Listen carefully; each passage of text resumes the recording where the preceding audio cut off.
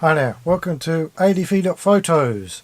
My name's Anthony Duval, and today I'm going to talk about a couple of things. I'm going to talk about my photography plans for 2019 as they're progressing at the moment. But first I'm going to go through my kit, my basic kit, basically my camera and my lenses. Mainly because I think there's a lot of different videos out there, and a lot of different people say a lot of different things about what they consider to be a pro kit, semi-pro kit, amateur kit, and I just want to put it out there that it's not the kit, it's the person that takes the photos, though it does help if you have half decent kit.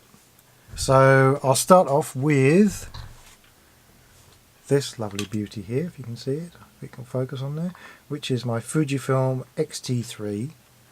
I got it in the silver basically because the black wasn't available at the time that I bought it, and you might be able to see on here I've got these little little Peak Design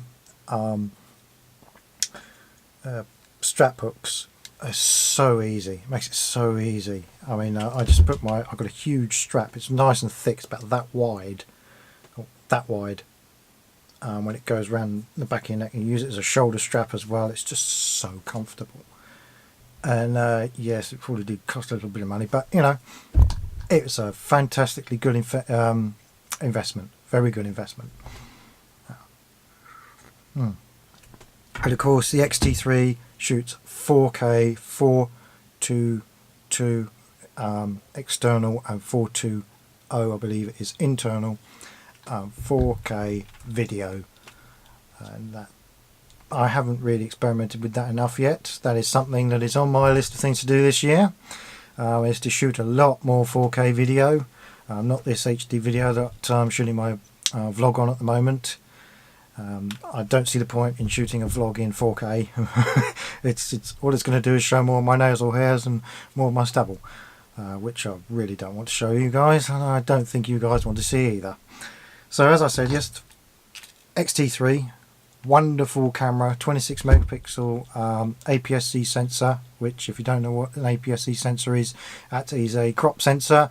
It's equivalent to a 1.5 crop on a full frame camera, which would be 35 equivalent, digital equivalent to 35mm film. So this is a little smaller, but I have to say I don't really notice the difference that much, as these wonderful dials. You can do exposure and shutter speed, and your shutter speed up here, and then this one here, which is your exposure compensation. So if you're shooting landscapes, for example, you can actually stick it in aperture priority. Don't worry about the shutter speed. If you're shooting on a tripod, obviously you just adjust the white balance to get it to the exposure you want, and then you just do it. And of course it has a dedicated flap, if I can undo it. Here we go. A dedicated flap here for a cable release, which if you noticed, I have part of an L plate on the bottom, Arca Swiss, so it fits my tripod, which is one of those three-legged thing tripods, a British brand of course, which I believe Peak Design is as well. And those three-legged things, they are wonderfully strong, very versatile, very durable tripod. So if you're looking for a tripod, I do recommend them. They're by far the best one I've ever had.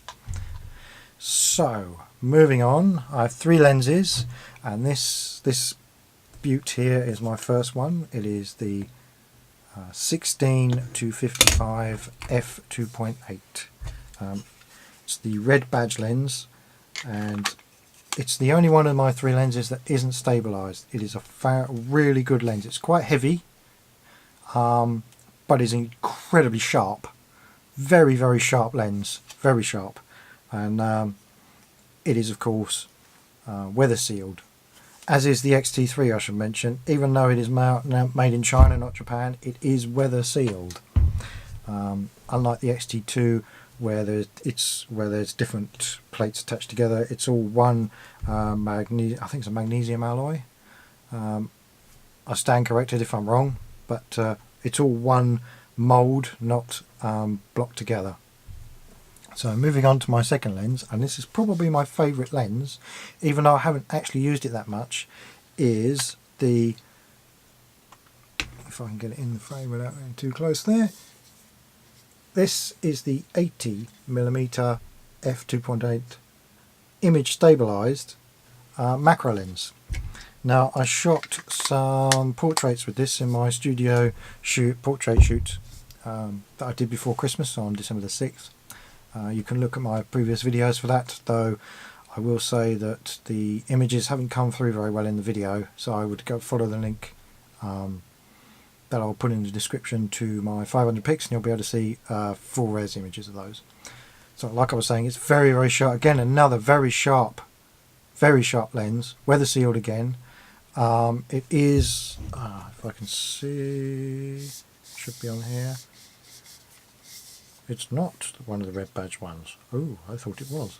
I stand corrected then. Not a red badge, but again, weather sealed, and like I said, optical stabilization. Very, very good lens. Very, very sharp. From edge to edge sharp. I don't think I've ever come across such reasonably priced quality lenses. I mean, you can buy that. I bought this used. For about £800. If you can believe that. I bought this one new for 900, which is what it's pretty much going for at the moment. And now moving on to the last one, and this is the beast, the 50-140 lens. Huge, as you can see, it is quite big. It's quite big. I've got small hands, but even so, it's quite big. And internal focus as well, so no lens creep, unlike the 55-200 variable aperture lens, which is again very good sharp lens. But this 50-140 red badge as well, so one of their top pro lenses. I have a 1.4 teleconverter that straps onto the bottom of this as well, so that extends the range, plus the 1.5 crop makes it virtually almost a 400mm lens, I think it is. Certainly almost a 300mm lens, I think. And again, even when it's wide open, that goes for all three of these, by the way, even when it's wide open at 2.8, still edge to edge sharpness, incredibly sharp, incredibly sharp. 1200 quid new, or 1300 quid I think, about the same price as a brand new XT3. That's how much one of those costs brand new. 1500 if you get the teleconverter with it, and I got all that used. In fact, the only new lens here is my 16-55, and if you know what you're doing with the used market, you can get some quality equipment for a very low price. So yes, that's my basic lens setup. I would like to get the 10-24. That is stabilised. It's not weather sealed, but I've heard some very good things about that particular lens from another photographer called Andy Mumford. If you don't know who he is, check out his YouTube channel. I'll put a link to his YouTube channel in the description below as well. He's a professional landscape photographer, and he doesn't use full frame. He uses the Fuji X series. I believe he may be using an XH1, or don't know, but at the moment, when I discovered his channel, he was using the XT2, and that was my first Fuji camera, and I just fell in love with the Fuji system. It is such a good alternative to the big brand Canon, Nikon, and even the Sonys. The Sonys aren't so particularly known for their weather sealing. The new Nikon Z series is supposed to be very well weather sealed, as is the EOS R series from Canon. But apart from that, if you want a really good mirrorless system for all weathers, an all-round system, then the Fuji X system is a brilliant option. If you're looking more at video than perhaps stills, or your stills and video, the XH1, I would recommend that, and purely because that has in-body stabilization, which the XT3 doesn't have. Well, I would, if you're thinking about it and not too sure, I would wait, because an XH2 is probably on the way this year, and that will probably have everything this gorgeous camera has in it, plus it'll have in-body stabilization as well. So that's my basic setup, my basic photography, stroke video, mostly photography system. I also have, as I mentioned, two 64 LED lights, which are over there, if you can see my hand, over there and up there, which are lighting me at the moment. Now moving on to 2019, my photography plans. I've spoken about possibly going to Australia or Iceland, Canada, a few other places. But at the moment I'm looking at doing another portfolio studio shoot, possibly with UV body paint. That's one idea. Sometime in February, and in May, last 2 weeks of May, that's when I was thinking about travelling. I may actually instead do a 2-week road trip up the east coast of England into Scotland, and then come back down the west coast of England into Wales, and then down onto the south coast, and then back to Sussex where I'm based, and do that over a 2-week period, or close to a 2-week period. That I think is probably going to be more likely, because it means I can hit a number of different places, stay there for a couple of days, move on to another place, stay for a couple of days, move on, and so on and so on. And so I can produce potentially quite a lot of not just video, but obviously photos in a relatively short space of time. Fill up my blog, fill up this channel as well with lots of video and B-roll.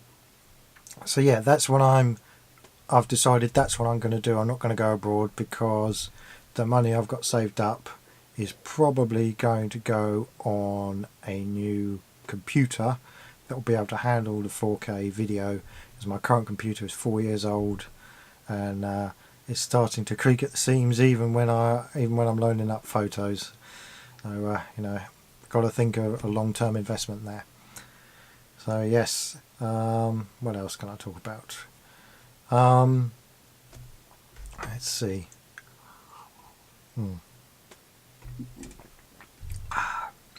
Right. Well, I think that's about it actually. Yes, I think that's it for now. Anyway, thank you very much. Until next week, enjoy the world.